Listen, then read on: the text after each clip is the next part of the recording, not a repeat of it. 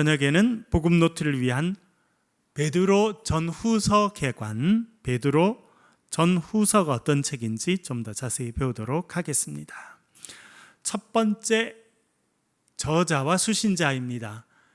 말씀드린 것처럼 뒤에 서라고 끝난 것은 편지입니다. 그래서 쓴 사람이 있고 받는 사람이 있습니다. 그래서 누가 쓰는지 아는 걸 중요하고 또 어떤 사람이 받느냐 하는 것 중요한 부분입니다. 첫 번째, 저자인데요. 누가 저자입니까? 베드로입니다. 베드로 전서 1장 1절 이렇게 되어 있습니다. 같이 한번 읽겠습니다. 시작.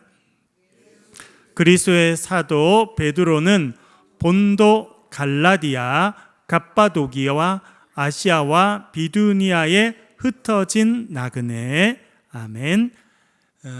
쓴 사람이 누구라고 직접 소개하고 있습니까? 사도 베드로다. 그리고 사도 베드로가 자기를 뭐라고 소개합니까? 예수 그리스도의 사도인 베드로. 사도라는 말 제가 자주 설명드렸습니다만 헬라어로는 아포스톨로스라고 하는 단어입니다. 아포스톨로스. 이 단어는 아포스텔로라고 하는 단어에서 나왔습니다. 아포스텔로는 심부름 보낸다 라고 하는 의미를 갖고 있습니다. 목적을 가지고 어떤 사람을 파송하는 것을 아포스텔로라고 말합니다.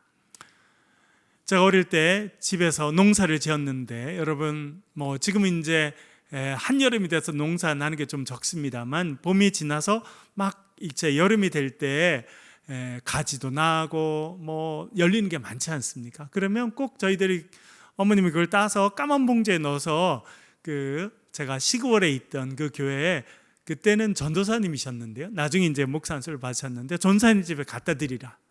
그때는 시골 교회는 신학생들, 신학교에서 공부하시는 분들이 주중에는 신학교 가서 공부하고 주말에 이제 파트타임으로, 물론 이제 교회에서는 풀타임이었습니다만 그렇게 일하는 분들이 많았어요.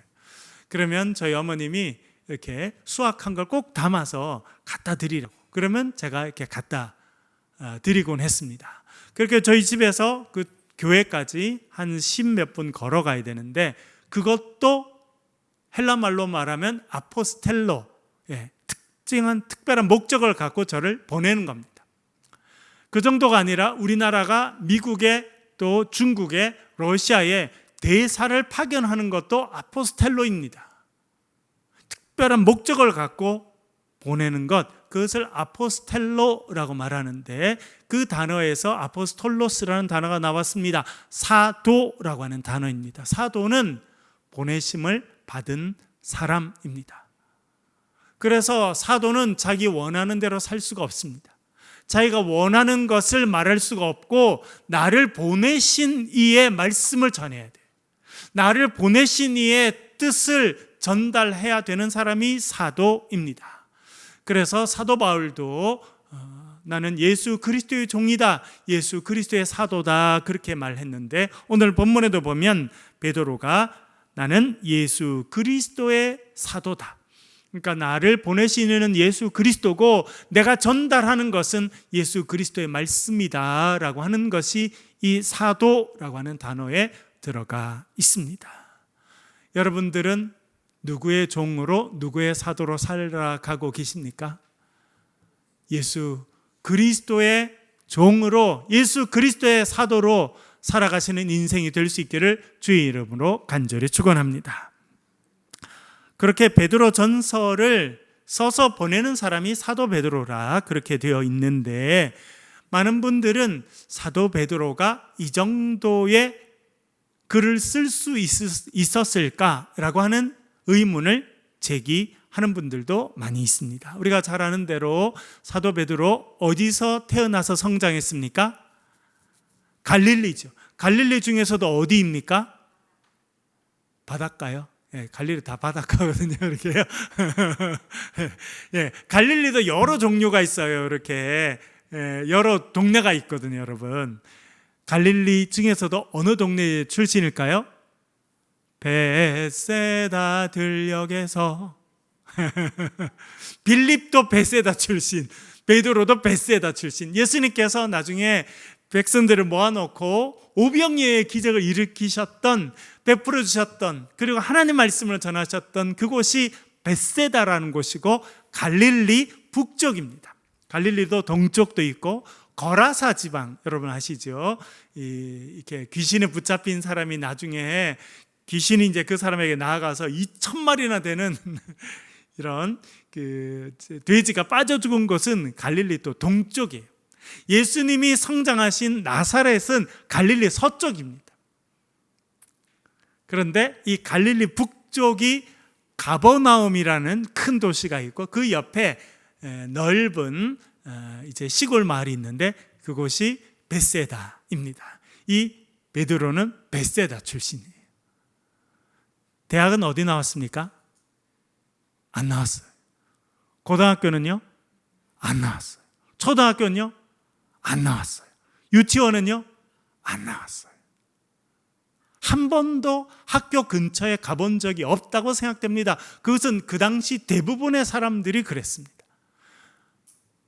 여러분, 지금도 선교지에 가보면 어린아이들이 염소 몰고 다녀요.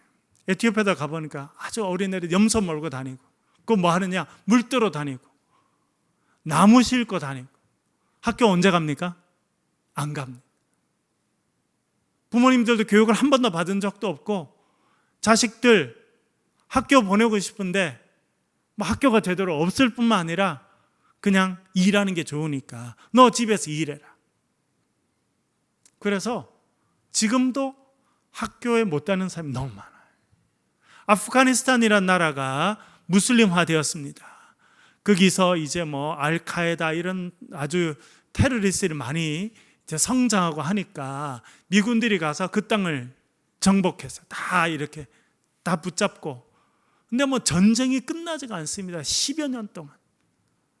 얼마나 미국이 그 땅에다 돈을 쏟아부었냐면 우리나라 돈으로 1,000조 원을 쏟아부었습니다. 1,000조 원. 여러분 놀라지도 않으시네요. 1조만 해도요, 여러분, 세계 대부분의 나라들은요 예산이 10조 이하입니다. 1년 예산이 10조 이하. 아프리카 나라 뭐 대부분 10조 이하일 거예요. 우리나라 1년 예산이 얼마인 줄 아십니까, 여러분? 저도 얼마 전에 처음 알았는데 우리 아이랑 어디 가면서 뭐 아프리카 이야기를 하다가 우리나라 예산이 얼마 되지? 그랬더니 660조랍니다. 여전히 놀라시지 않는 분들이 대부분인데요. 그래서 제가 그래서 우리나라가 1년 예산, 1년 우리나라가 쓰는 돈이 660조인데 뭐 제가 다 계산 안 해봤습니다만 아프리카 전체의 예산보다 더 많지 않을까 이렇게 생각됩니다. 그러니까 아프리카 한 나라가 10조가 안 되는 나라 많아요. 여러분, 이 대구가 1년에 10조 정도 쓰거든요. 대구가 10조 정도. 그러니까 우리 뭐 대구보다 대부분 예산이 작은 그런 나라가 대부분이에요. 그러니까 아이들을 교육에 얼마나 쓰겠습니까? 지금 우리나라 고등학교 때까지 아이들 다 하고도요 그렇게 예산이 많이 안 들어가요. 근데 지금도 전 세계에 학교 근처를 가본 사람이 가보지 못한 애들이 얼마나 많은지 모릅니다. 그래서 미국이 그 아프가니스탄이라는 나라 계속 문제가 생기니까 너무 극단주의적인 그런 무슬림이 차지해서 계속 테러리스트를 만들어내니까 그 땅을 차지하고 있었어요. 전쟁하느라 돈을 1,000조 원을 쏟아부었습니다. 그런데도 나라가 바뀌지 않아요. 그리고 뭐 비리가 너무 넘치니까 그래서 미국 대통령이 바뀌면서 철군했지 않습니까? 그래서 미군들이 싹 빠져나왔어요. 그러니까 그날에 있던 군인들이 제대로 싸움도 못하고 다 이슬람 극단주의자들 밀려가지고, 그래서 이슬람 극단주의자들 그 나라를 차지하고 제일 먼저 한 일이 뭡니까? 여자아이들 학교 금지. 그래서 여자아이들 학교 다니는 거 금지하는 것부터 시켰어요. 공부를 안 시키는 거예요. 얼마나 안타까운지 모릅니다. 그래서 지금도 전 세계에 가면 우리나라는 여러분 학교 안 다니는 게 특별한 일이고, 그죠? 학교 안 다니는 애들이 없어요. 다 당연히 뭐 학교 가야 되고, 부모님이 공부를 못해도 부모님 가나해도 애들 뭐 고등학교는 기본 나오고 대학까지라도 다 보내는 게 기본이다 이렇게 생각하는데, 이런 기본이 우리나라 정도만 있지, 우리나라나 이렇게 아시아 몇 개 나라나 이제 대부분은요 기본이 아니에요. 미국도 대학 가는 비율이 50%가 안 됩니다. 미국이라는 나라 최고 선진국이죠. 가장 강력한 나라지만 대학 가는 비율이 50%가 안 됩니다. 아니 보니까 그거는 다 아시아 사람들이 많이 가는 거예요. 아시아 사람들. 미국 백인들은 50%도 안 갑니다. 곧 대학을. 베드로 교육을 한 번도 받은 적이 없습니다. 그래서 나중에 그가 성령의 세례를 받고 성령 충만을 받고 성령의 능력을 받게 됩니다. 그랬더니 그가 말씀의 사람이 돼요. 그래서 성령이 주신 지혜로 말씀을 전하니까 하루에도 3,000명이 돌아오는 놀라운 역사가 있게 됩니다. 그렇게 엄청난 일이 있게 되니까 그 당시 국회 역할을 했던 사내들인 공회에서 베드로와 요한을 불러드립니다. 베드로 직업 어부였습니다. 요한 직업 뭐였습니까? 어부였죠. 둘 다 학교 근처에 가본 적이 없고 예수님 믿고 제자로 따라다니다가 성령 세례 받고 이제 복음을 전하는 그런 사람들입니다. 그래서 이 국회의원들이 불러서 대답을 하지 않습니까? 요즘에도 여러분 국회 청문회가 있잖아요. 중요한 일이 있으면 뭐 국회 차원에서 조사를 하기도 하고 사람을 세울 때 청문회 하기도 하고 그러는데, 베드로와 요한을 딱 세워놓고 질문을 했는데 베드로가 대답을 얼마나 잘하는지. 오늘 아침 복음 노트 할 때도 말씀드렸습니다만 사도행전 4장 13절에 보면 베드로와 요한을 불러놓고 그들이 대답하는 것을 듣고 이 사람들 놀라서 이렇게 말합니다. 그들을 본래 학문 없는 범인으로 알았다. 학문 없는 범인. 범인이라는 건 누구 말합니까? 범인 누구예요, 여러분? 보통 사람이라는 겁니다. 그런데 그 당시에 95%의 사람들은요 학교 근처에 가보지도 않고 글자를 모르고 평생 살았습니다. 참 안타까운 것은 100여 년 전에 우리나라가 조선이 500년 동안 성리학, 유학, 공부하는 걸 제일 중요하게 생각했던 나라였는데 우리나라의 90%는 문맹이었습니다. 선비들만 글을 알았다는 거예요. 1443년 12월 세종실록에 보면 뭐라고 나오냐면 세종이 한글을 만들었다는 걸 알려줍니다. 그래서 학자들을 그리고 많은 사람들은 세종대왕이 한글을 만들 때 누구하고 만들었다는 겁니까? 대부분 자기 혼자 만들었다. 그리고 아주 측근에 있던 그 또 선비들이 아니고 그냥 옆에서 자기 일을 도와주는 그런 사람 몇 명 정도만 됐고 혼자, 정말 천재 중에 천재. 여러분 가장 지금 전 세계에 있는 글자 중에 가장 과학적인 글자 가 한글인데 그거를 세종대왕이 몰래 혼자 만들었어. 그래서 글을 모르는 백성들이 얼마나 답답한지. 제가 세종실록을 지난번 훈민복음 처음에 하느라 세종실록을 제가 많이 찾아서 읽어봤거든요. 정말 그랬는지 보니까 백성들이 억울한 사람이 많은 거예요. 왜? 글자를 모르니까. 억울한 일이 있어서 이야기를 했는데 누가 글자를 써주는데 엉터리로 글자를 써서 올려. 그런데 이 억울한 사람은 글자를 모르니까 억울한 일을 당하는 거예요. 와가지고 사인을 하라고. 너 이거 맞느냐? 글자를 모르니까 답답한 사람이 많아서 이 억울한 백성, 가난하고 억울하고 답답한 백성들이 글자를 쉽게 익히면 좋겠다고 세종대왕이 글자를 만들었어요. 근데 어떻게 됐습니까, 여러분? 그래서 조선시대 모든 사람이 글자를 다 알게 됐습니까? 한글이 얼마나 대단한지 아무리 모르는 무식쟁이라도 한나절만 배우면 기역, 니은, 디귿, 가나, 다라 이렇게만 배우면요 글자를 읽을 수 있는 엄청난 문자를 만들었는데 선비들이 반대했어요. 왜? 중국의 글자가 있는데, 우리의 상국인 중국의 글자가 있는데 어떻게 오랑캐처럼 중국 글자와 다른 글자를 만들어 쓸 수 있는, 그게 그 당시 최고의 지식 엘리트가 왕에게 올린 상소예요. 그래서 적극적으로 사대부들이 반대해서 한글 반포는 됐지만 퍼지지 못합니다. 그리고 1443년에 생긴 일인데 그것이 1800 80년, 90년이 돼도 우리나라 90%가 문맹이었어요. 글자를 안 가르쳤습니다. 사실 헬라어 같은 것은 우리나라 말보다 훨씬 배우기 어렵습니다. 저도 뭐 기본 헬라어부터 고급 헬라어까지 다 배우게 됐는데 박사과정이 다 이제 그렇게 시험을 보거든요. 그 시험을 통과해야 논문을 쓸 수 있기 때문에 그렇게 했습니다. 그런데 말을 하는 거하고 글을 쓰는 거하고는 또 완전히 다른 차원입니다. 그래서 이 베드로가 한 번도 학교에 가서 교육받은 적이 없지요. 예수님 따라다니면서 예수님 말씀을 들었습니다. 그리고 이제 성령의 세례를 받고 말씀의 은혜를 입고 그가 말씀의 사람이 돼서 전도를 할 수 있었다고 생각되고 그것도 엄청난 능력을 받았을 것인데, 그리고 어느 순간 그가 아마 글을 배워서 어느 정도 글을 쓸 수 있고 읽을 수 있었을 거라고 생각하는데, 그가 주로 썼던 언어는 어떤 언어였다고 생각됩니까, 여러분? 그 당시 예수님과 예수님의 제자들이 어떤 언어로 말을 했다는 겁니까? 아람어를 말했습니다. 아람어는 히브리어하고 비슷합니다. 그런데 헬라어는 완전히 다릅니다.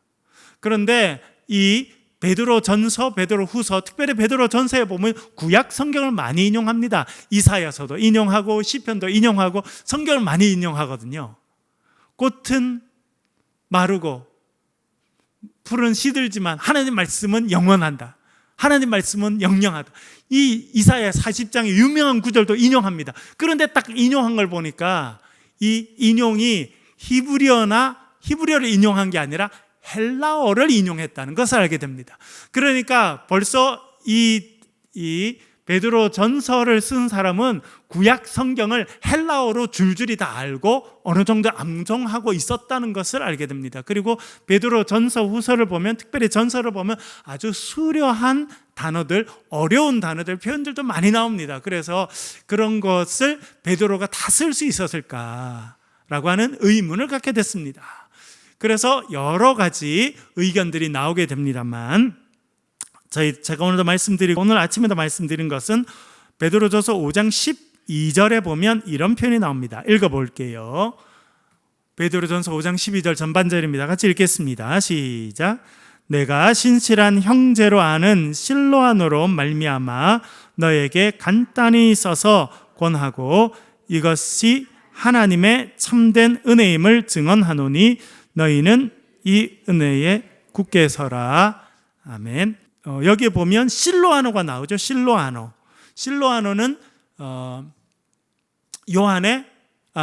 바울의 동력자였습니다. 실로아노라는 단어가 또 어디 나오냐면, 우리가 데살로니가 전서에도 보면 바울과 실로아노와 디모데는, 이렇게 해서 디모데와 함께 실로아노가 같이 이렇게 저자로 이렇게 이름이 들어가 있다는 것을 알게 됩니다.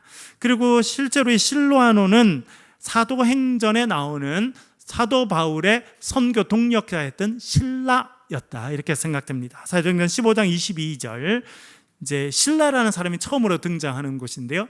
화면을 좀 띄워주시고요. 사도행전 15장 22절 같이 읽어보겠습니다. 시작. 이에 사도와 장로와 온 교회가 그 중에서 사람들을 택하여 바울과 바나바와 함께 안디옥으로 보내기를 결정하니 곧 형제 중에 인도자인 바사바라 하는 유다와 실라더라. 아멘. 여기 누가 등장합니까? 유다와 실라가 등장합니다. 실라. 여기서 이제 특별히 실라가 처음에 등장하는데, 실로아노라고 불리기도 하고 실라라고 불리기도 한 것입니다. 우리나라 말은 이런 게 잘 없는데, 이렇게 서양식 이름은 긴 단어를 짧게 줄여서 이렇게 말합니다. 우리가 지난번에 배운 게 있죠. 브리스가는 프리스킬라를 줄여서 브리스카라고 불렀습니다. 미국에 가면 그런 데가 되게 많아요. 토마스라는 사람은 줄이면 뭐가 되겠습니까? 톰이 됩니다. 톰.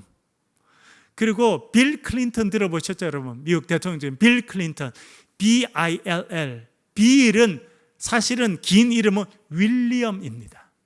그러니까 지금 뭐 영국의 지금 황태자도 윌리엄이잖아요. 윌리엄 황태자의 윌리엄을 줄이면 빌이 됩니다. 전혀 다른 윌리엄하고 빌은 전혀 다르죠. 그래도 그게 줄임말이에요.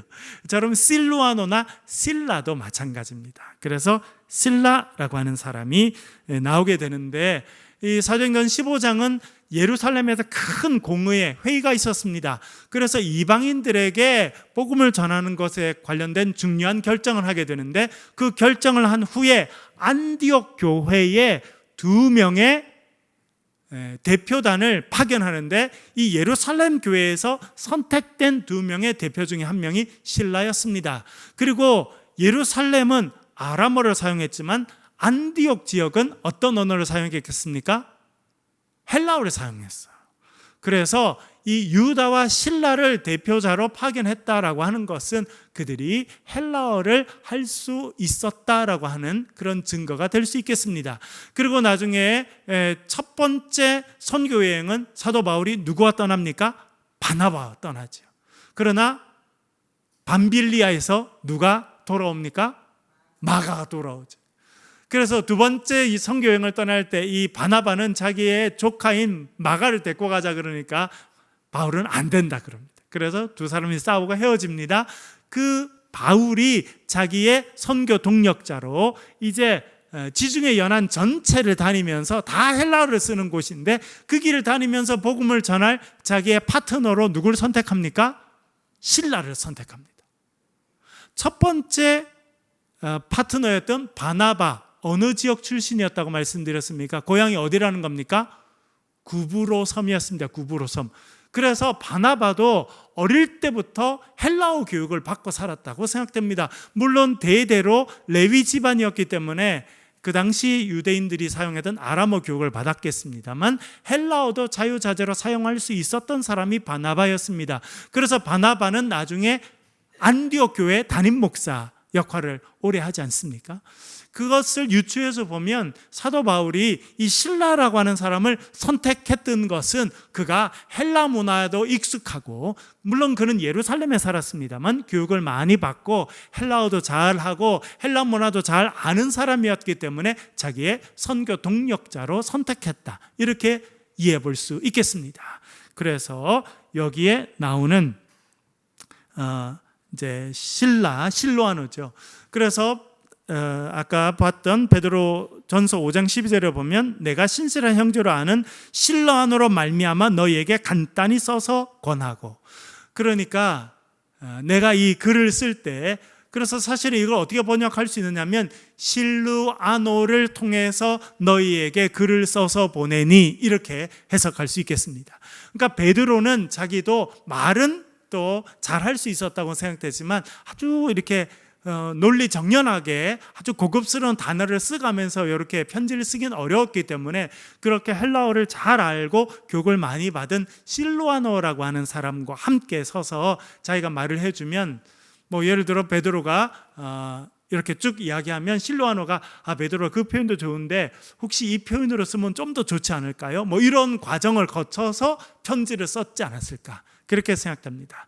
그런 의미에서 여전히 베드로가 글을 썼다는 것은 또 우리가 이해할 수 있습니다. 왜냐하면 그 당시는 말씀드린 것처럼 우리나라도 1800년대 후반까지 90% 문맹이었는데요, 예수님 시대, 바울 시대 때는 95%가 문맹이었습니다. 대부분의 사람들은 글을 읽지 못했어요. 한 5% 정도만 글을 읽었지만 글을 쓰는 것은 또 다른 차원이었습니다.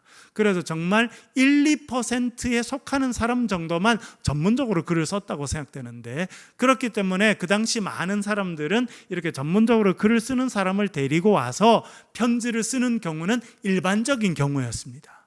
그러니까 귀족이라도 글을 읽을 줄 알지만 전문적으로 글을 쓰는 사람은 적었기 때문에 그렇게 전문적으로 글을 쓰는 사람을 자기 옆에 데리고 와서 이야기를 해가면서 편지도 쓰고 글도 쓰고 하는 것은 일반적이었습니다. 그래서 이 베드로 전서의 저자로 나와 있는 베드로는 베드로가 말을 불러주고 교육을 많이 받았던 실라가 그것을 좋은 표현으로 이렇게 정리해서 써서 보냈다, 이렇게 이해해 볼 수 있겠습니다.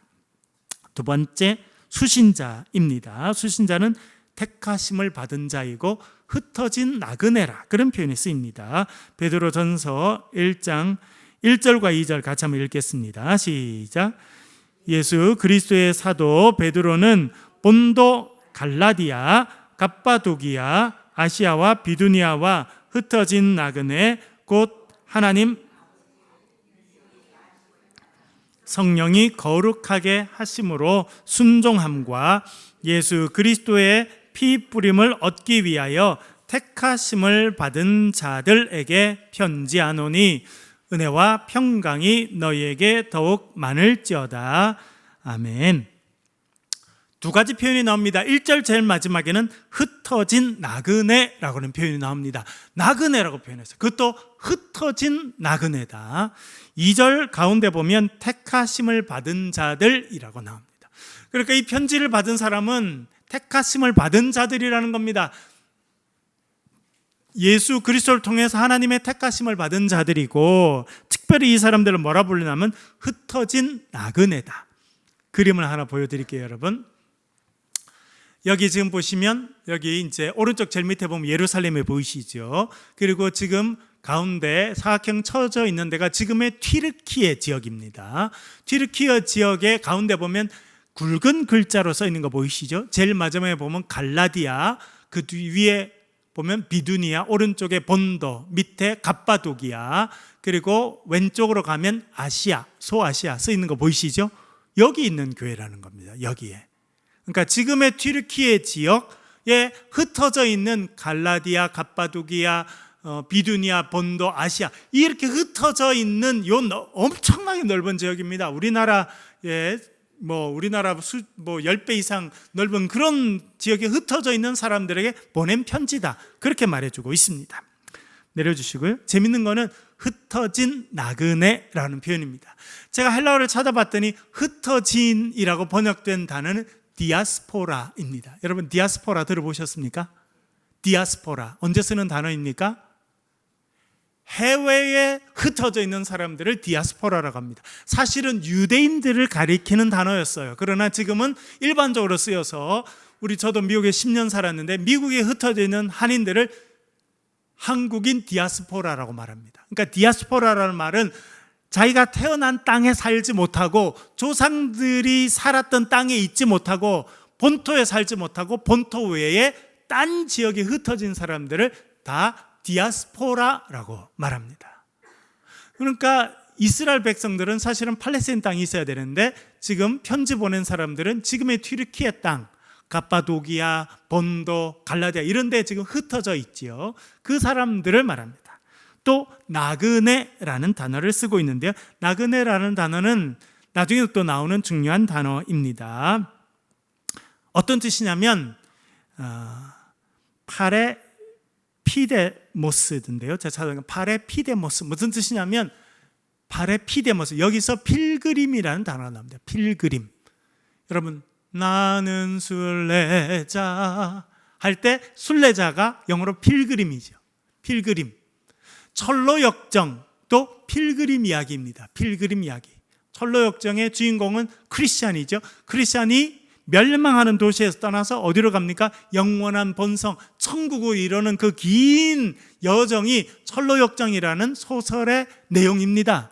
그 필그림은 고향을 떠나서 사는 멸망의 도시를 떠나서 천국을 향해 가는 사람들을 필그림이라고 그렇게 이야기하고 있는데요. 요 나그네라고 번역된 단어가 바로 그 단어입니다. 그러니까 뭐냐면 이 편지를 받는 사람은 고향에서 정착해서 사는 사람들이 아니라 어떻게 된 사람들이다? 해외에 흩어져 있는 사람들이라는 거예요. 왜 해외에 흩어졌겠습니까? 박해를 받아서 도망쳐서 간 사람들. 그래서 2절을 보면 택하심을 받은 자들 그렇게 나옵니다만 또 한 번 더 쓰이는 단어가 나오는데요. 베드로전서 11장 11절 전반절 한번 읽어보겠습니다. 1장 11절 전반절 같이 읽겠습니다. 시작. 사랑하는 자들아 거류민과 나그네 같은 너희를 권하노니. 여기 두 단어가 또 나오죠. 거류민 무슨 말입니까? 외국인이라는 뜻입니다. 외국인. 우리나라에 잠깐 와서 살고 있는 외국인을 거류민, 잠깐 있는 사람들이라고 말합니다. 또 무슨 단어가 나옵니까? 거류민과 나그네. 아까 말씀드린 필그림. 필그림은 고향에 사는 사람들이 아닙니다. 타 지역에 있다가 고향으로 돌아가야 될 사람을 필그림이라고 이야기해요. 그것이 우리 그리스도인들입니다. 우리는 이 땅이 우리의 본향이 아니라 우리가 죽은 이후에 가는 천국을 우리의 본향이라고 생각합니다. 그 단어가 여기서 쓰입니다. 그러니까 이 편지를 받는 사람들은 고향에 살던 사람들이 아니라 박해를 받아서 피난해서 도망친 사람들. 제가 여러 주석을 좀 찾아봤는데 이 나그네라고 번역되고 필그림이라고 번역된 단어를 어떤 영어 성경들은 exile이라고 했더라고요. exile은 뭐냐면 바벨론 포로를 이야기합니다. 이스라엘 백성들이 나라가 망해서 1300km를 끌려가서 바벨론에 가서 살았죠, 여러분. 그래서 나중에 에스겔도 거기 따라가서 바벨론에서 예언자 활동하고 했던 그 바벨론 포로를 엑사일이라고 이야기하는데 이 단어를 그렇게 번역했더라고요. 그러니까 이 편지를 받는 사람들은 마치 바벨론에 끌려가 있는 그 유대인들처럼 고향을 떠나서 먼 곳에 가서 숨어서 어려움을 겪으며 사는 사람들, 그 사람들에게 보내는 편지다. 그렇게 이야기해 볼 수 있겠습니다. 두 번째, 공동체의 상황입니다. 상황은 고난받는 공동체입니다. 베드로전서 1장 6절 같이 읽겠습니다. 시작. 그러므로 너희가 이제 여러 가지 시험으로 말미암아 잠깐 근심하게 되지 않을 수 없으나 오히려 크게 기뻐하는도다. 아멘. 여러 가지 뭐로 말미암아? 시험으로 말미암아. 힘든 일들이 많다는 겁니다. 베드로전서 4장 12절 13절 전반절까지 또 읽어보겠습니다. 시작.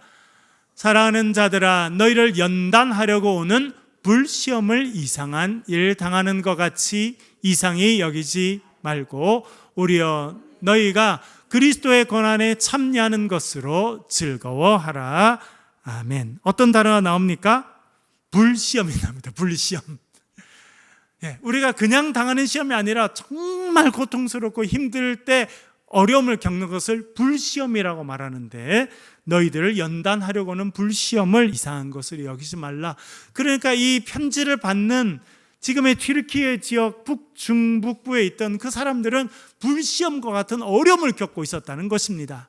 그런데 이 베드로는 이 불시험을 받고 연단을 받는 사람들에게 뭐라 말합니까? 고통받고 힘들어하는 사람들에게 왜 이런 어려움이 임했다고 말합니까? 네가 죄를 많이 지었기 때문이다, 그렇게 말합니까? 네가 똑바로 못 살았기 때문이다, 그렇게 말합니까? 그게 아니에요. 여러분, 우리가 참 지혜가 있어야 돼요. 우리도 교회 다니다 보면 어려움을 겪는 분들이 있지 않습니까? 원하지 않는 질병을 겪어요. 경제적인 어려움을 겪습니다. 최선을 다해 살았지만 자녀가 문제를 일으키고 힘들게 할 때도 있어요. 최선을 다했지만 사업에 성공하지 못하고 실패하는 사람이 있습니다. 그때 사람들이 에이구 똑바로 좀 하지, 그러면 안 된다는 거예요. 뭐라 말합니까? 여기서 13절에 보면 오히려 너희가 그리스도의 고난에 참여하는 것으로 즐거워할지어다. 이게 베드로의 위로입니다. 너희들이 지금 고난을 당하고 어려움을 당하는 것은 너희들이 잘못하는 것도 아니고 너희들이 복받지 못해서 그런 것이 아니라 너희들이 그리스도의 고난에 동참하는 자로 선택받았기 때문이다. 그러니 오히려 즐거워해라. 그렇게 말해주고 있습니다. 그러니까 여러분, 딴 사람이 어려움을 당할 때는 이렇게 표현하지 마시고, 여러분들이 어려움을 당하면 어떻게 생각했냐면, 주님 감사합니다. 나로 하여금 그리스도의 고난에 동참하게 하시니 감사합니다. 그렇게 여러분 해석하실 수 있기를 간절히 바랍니다. 중요한 가르침 몇 가지 살펴보겠습니다. 첫 번째는 산돌이신 예수님입니다. 베드로전서 2장 4절 5절 같이 읽겠습니다. 시작. 사람에게는 버림바가 되었으나 하나님께는 택하심을 입은 보배로운 산돌이신 예수께 나아가 너희도 산돌같이 신령한 집으로 세워지고 예수 그리스도로 말미암아 하나님이 기쁘게 받으실 신령한 제사를 드린 거룩한 제사장이 될지니라. 할렐루야. 고난 당하고 있는 사람들에게 뭐라 말합니까? 우리에게 뭐가 있다고요? 산돌, 살아있는 돌이 있다는 거예요. 돌. 살아있는 돌, 반석이신 주님. 그러니까 돌이라고 표현했습니다만 사실은 반석이라는 거, 반석. 사도 바울도 예수를 뭐라 말합니까? 반석이. 광야에서, 여러분, 무리바에서 반석을 모세가 졌더니 물이 와 있는 반석이 갈라져서 물이 나왔는데, 그거를 사도 바울은 반석이신 예수님으로부터 생명의 물이 나왔다, 그렇게 표현했죠. 여기 베드로도 똑같이 표현합니다. 예수님은 살아있는 돌이라는 거예요. 반석이라는 겁니다. 또 5절에 보면 우리를 뭐라 말합니까? 너희도 산돌같이. 예수님이 살아있는 돌이시고 우리도 살아있는 돌인데, 우리가 왜 돌이 되었느냐? 예수님 뭐가 되시고?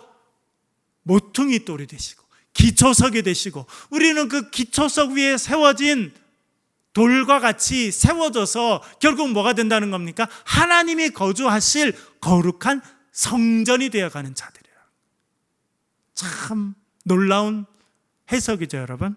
그래서 우리가 신령한 제사를 드린 거룩한 제사장으로 성장하게 될 것이다.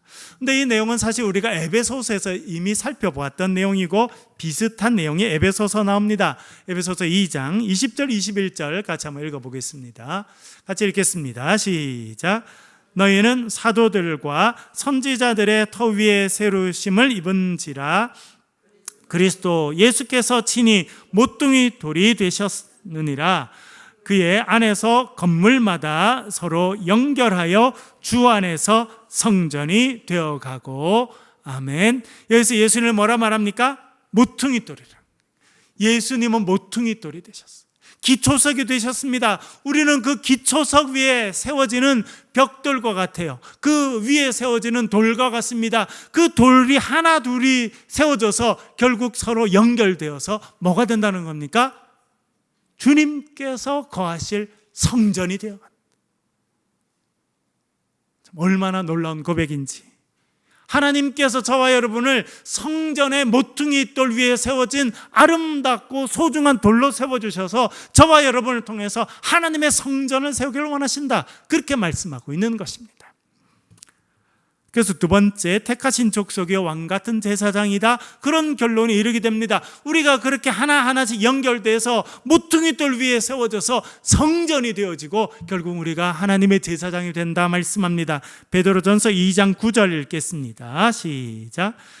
그러나 너희는 택하신 족속이요 왕같은 제사장들이요 거룩한 나라요 그의 소유가 된 백성이니, 이는 너희를 어두운 데서 불러내어 그의 기이한 빛에 들어가게 하신 이의 아름다운 덕을 선포하게 하려 하심이라.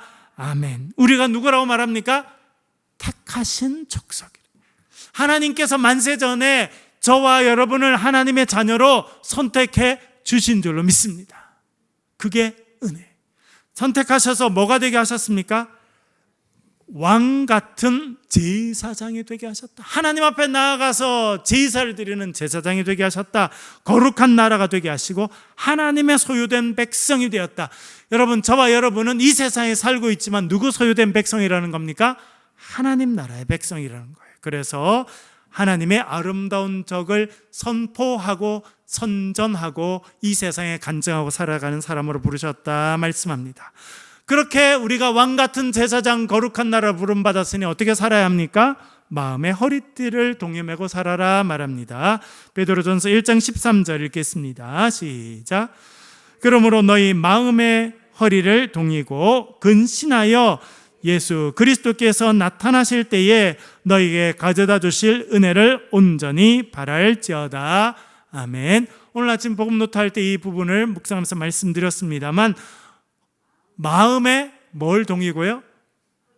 너희 마음의 허리를 동이고 뭐 하라는 거예요? 허리띠를 딱 띠라는 거예요. 여러분, 얼마 전에 우리 이번에 올림픽 제일 마지막 날 은메달 어디서 땄습니까?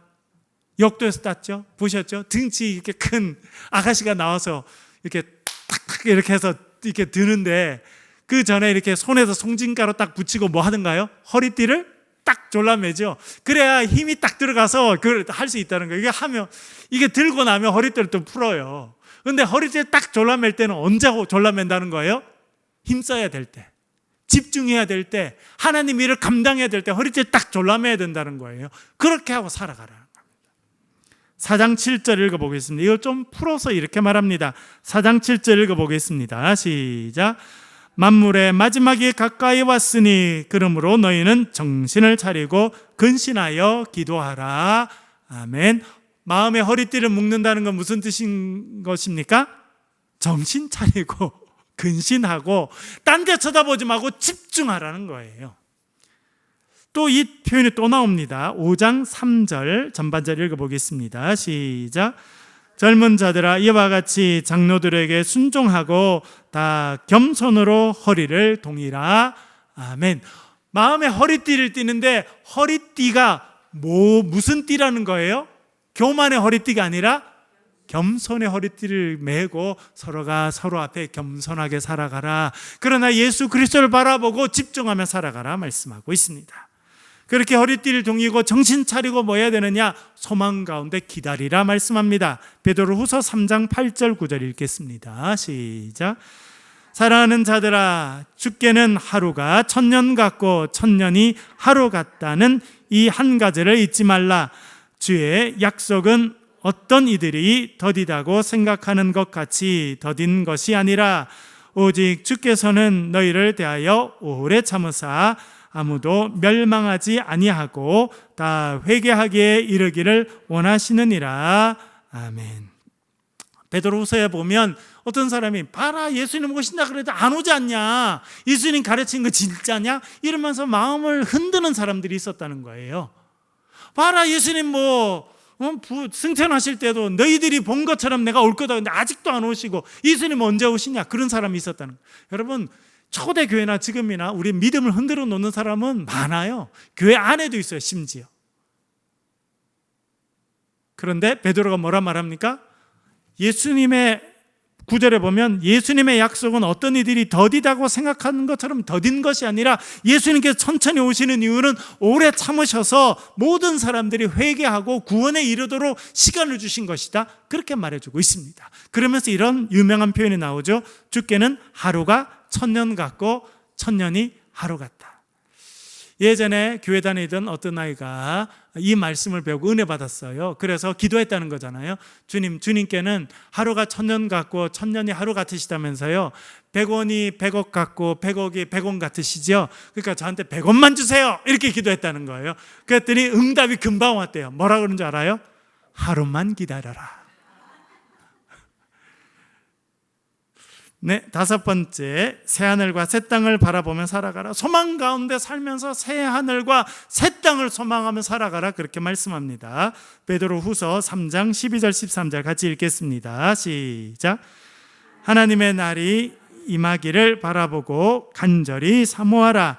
그 날에 하늘이 불에 타서 풀어지고 물질이 뜨거운 불에 녹아지려니와 우리는 그의 약속대로 의가 있는 곳인 새하늘과 새 땅을 바라보도다. 아멘. 어떻게 하고 살아가는 거예요? 될 대로 되라, 캐세라 캐세라, 이거 아니에요.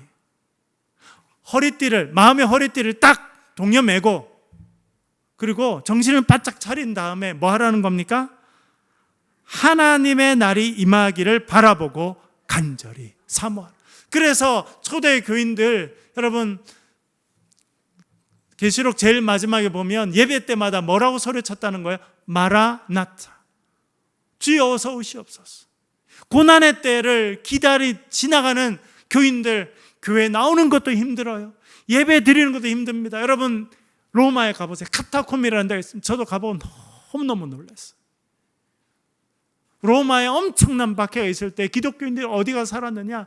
지하에, 빛이 하나도 들어오지 않는 지하에 가서 거기서 빛을 보지 못하고 살지만 우리 빛이신 예수 그리스도를 섬기는 것은 포기할 수 없다. 그래서 그 지하에 감옥으로 쓰이기도 하고 무덤으로 쓰이기도 하고 하는 그곳에 가서 그들이 모여서 예배드리면서 뭐라 그래요? 마라나타, 주님 오시옵소서. 우리가 주님 오실 날을 기다리고 주님을 소망하며 살아갑니다. 그렇게 해서 살아갔어요. 그래서 결국 어떻게 됐습니까? 지하에 있던 그 그리스도인들이 결국 로마를 다 바꾸는 역할을 하게 됐다는 것을 역사가 증언해주고 있습니다. 여러분 마음의 허리를 겸손의 허리띠로 딱 동여매고 주님 오실 것을 기다리며 살아가는 저와 여러분 되시길 주의 이름으로 간절히 축원합니다. 같이 한번 기도하겠습니다. 기도하실 때 하나님 우리의 마음을 겸손의 허리띠로 동여매게 하시고 주의 오심을 바라보게 하시고 믿음으로 살아가며 정말 하나님만 기대하며 하나님의 역사에 쓰임받는 자들이 되게 도와주십시오. 기도해 주시고 특별히 개학을 맞이한 우리 자녀들 믿음과 건강 가운데 잘 성장하도록 기도해 주시길 바랍니다. 소리내서 통성으로 같이 한번 기도하겠습니다. 아버지 하나님,